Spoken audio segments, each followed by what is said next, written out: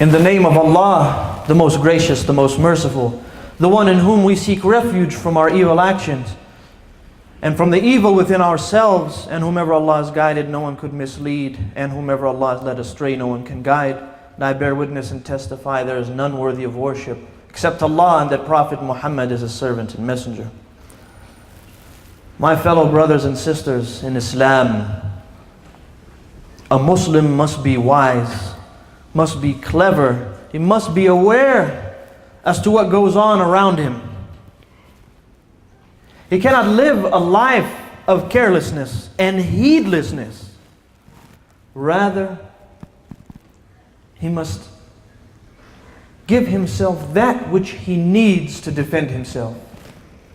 He must prepare for what he will face outside, what he faces in his home, what he faces in school, what he faces at work.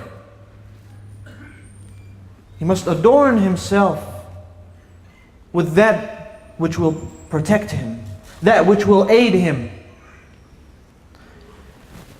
If you look at Surah Al-Saf in the Quran, Allah the Almighty says in the Quran, and they wish to extinguish the light of Allah with their words, with their mouths.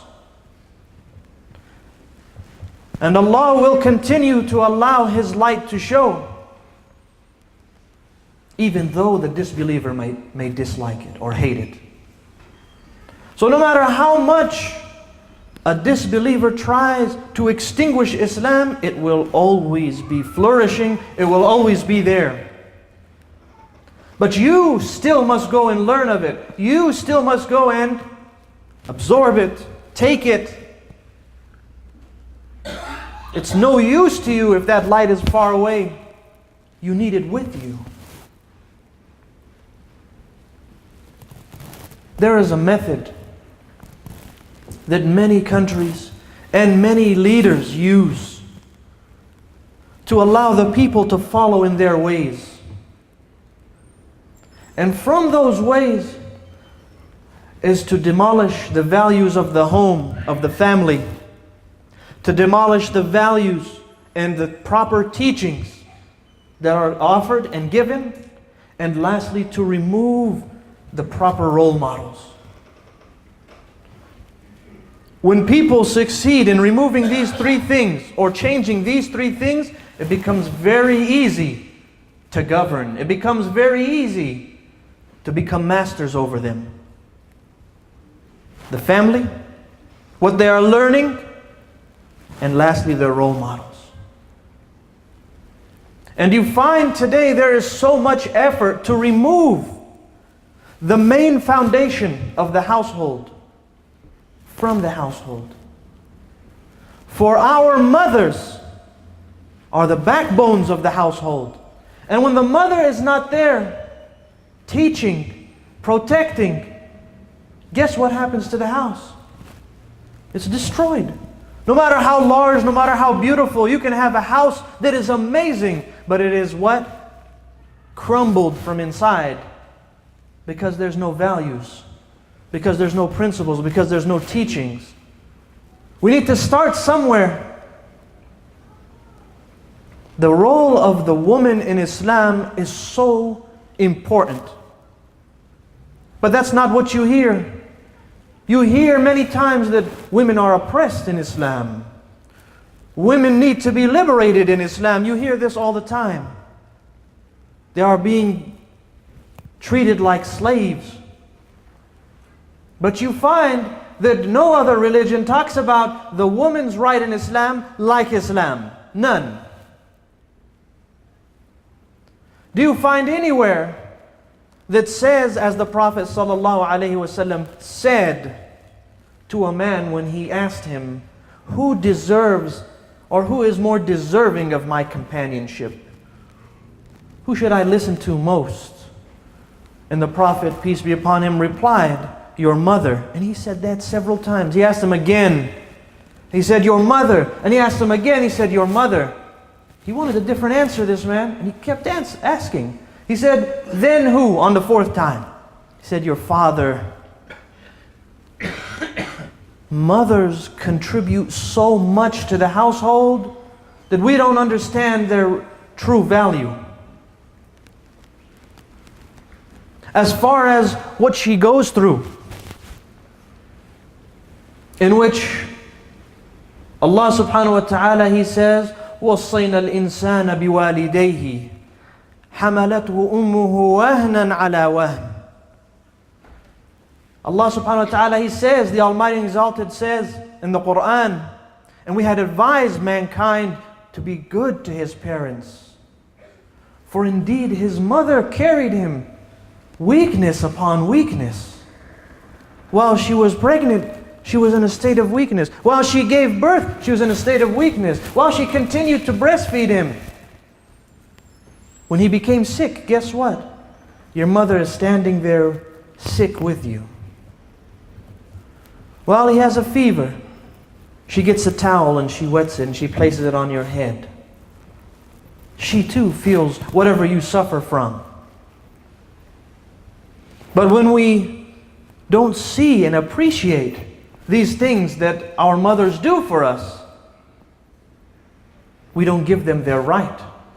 So when we grow, and keep in mind, how else can you change a people?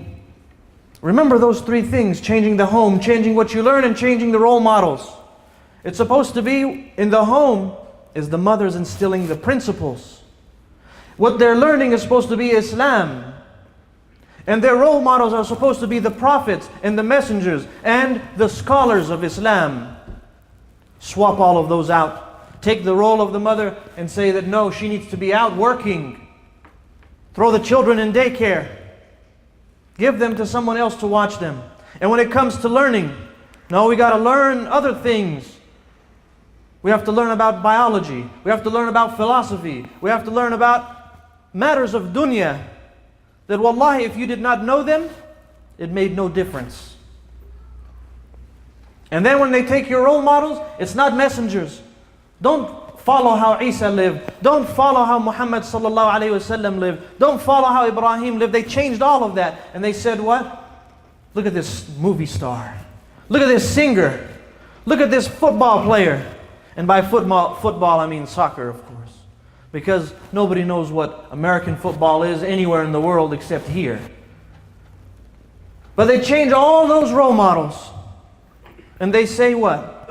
You don't need to follow the scholars. They're backwards. They're old. You don't need to follow the Prophet Muhammad.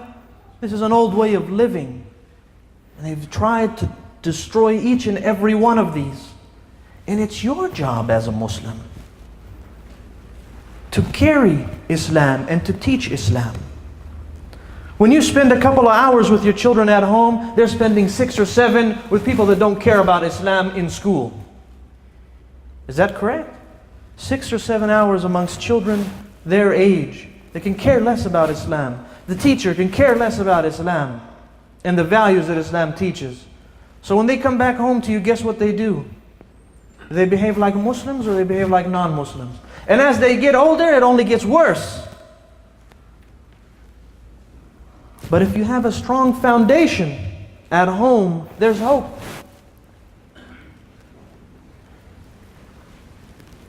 The story of Imam Ahmad ibn Hanbal. You know this man to be one of the greatest scholars in Islam. And if you find that you look at many of the scholars of Islam, you find that their mothers had a huge impact on their lives. Not just waking them up and getting them to school, but teaching them Quran, teaching them the Arabic language. You find that they used to wake them up to pray Fajr. Imam Ahmad ibn Hanbal says, my mother used to wake me up and I was 7 years old. In another narration, he was 10 years old. She would get up before Fajr and warm up some water so he can make wudu. There's no water heaters. So she would wake up and warm up some water and then wake him up so that he can make wudu. And after he was done, she would dry him off and she'd give him a blanket and she'd cover him with it and she'd wrap it over his head so he stays warm. She cared about him, but she also knew she needed to wake him up so he can go and pray. Today, you might find that our mothers think what? That they're doing us a favor if they say, no, we don't want to wake him up for Fajr. He has school in 1 hour. You're not doing him any favors. By the time he turns 10, and the time he turns 12 and 13 and 14 and 15, he's not going to want to pray. Least of all Fajr. So they're trying to show you that if you want to be merciful, the way you show mercy is getting them to school, when that's not true. If you really want to show mercy, show them that they need to know Allah. I've never come across a parent or a child who says, when I taught my son to get up and pray, that he later grew up and hated me. I've never seen anyone like that. I've only seen the opposite. When the child grows up, he says, I wish my mom or my father used to wake me up for salah or taught me how to pray. Many people, wallahi, learn how to pray, guess when? When they're adults. They learn a tahiyyat when they're adults, grown men and women. They should have learned that at 7, at 10, at the very latest. They should have learned it much sooner. So, oh you, female slave of Allah, your role in the household is so important to Allah. Don't let others fool you to think that you're not doing anything by being at home. If you have equipped it yourself, you can be the one to teach your child Arabic so they can understand the Quran, to memorize the Quran, to understand how to show respect for the elder, to show compassion, to be generous, to love Allah, to love His Messenger. Imam al-Bukhari rahimahullah, at a young age, he started to go blind. You know Imam al-Bukhari's book, Sahih al-Bukhari, has a much longer title than that, but we'll go with Sahih al-Bukhari. And how did he compile what is considered the most authentic book after the Book of Allah? How did he make it? It was by the success, by the aid of Allah, then by the efforts of his mother. At one point he began to grow blind. And you could tell how a mother is going to have so much compassion for that child. His father has passed away. He's an orphan already. And his father was a righteous man. It was even said that on his deathbed, that he used to say, I don't know that I received any wealth from haram or any wealth that was suspected to being haram. He was honest. And look how Allah continued to give him reward through his dedication, through his honesty in his child, Muhammad ibn Ismail, Imam al-Bukhari, rahimahullah. His mother used to make dua every single night that Allah would aid him and cure him. A child with no father, a child who's gone blind, how can he survive? One night, as she went to go wake him up, she found that he has gotten himself up, and he found the pail of water, and he went to go make wudu on his own. And every day she used to be the one to have to get him up and bring the water to him. Out of thankfulness to Allah, she took Al-Imam al-Bukhari when he was still a young boy, and they went to Mecca together. And when they went to Mecca together, they visited the house of Allah, and then she went back home. She left him there with the scholars and the students of knowledge so that he can learn now. That's a big sacrifice for a mother to leave her child who she loves so much. But it may be that she did this out of thankfulness to Allah, and she used to teach him, and she used to encourage him and to motivate him. And you find that many of the scholars of Islam, they had their mothers there to back them up. You need to get your role and to apply that role correctly. It's not about trying to go out and to get the latest and the greatest and to try to have this amazing job so that you can provide clothing and things that the child will not need after a week or after a month. That is not your role, to purchase them things, but to instill correct fundamentals, correct principles, correct values. And if you do not do that,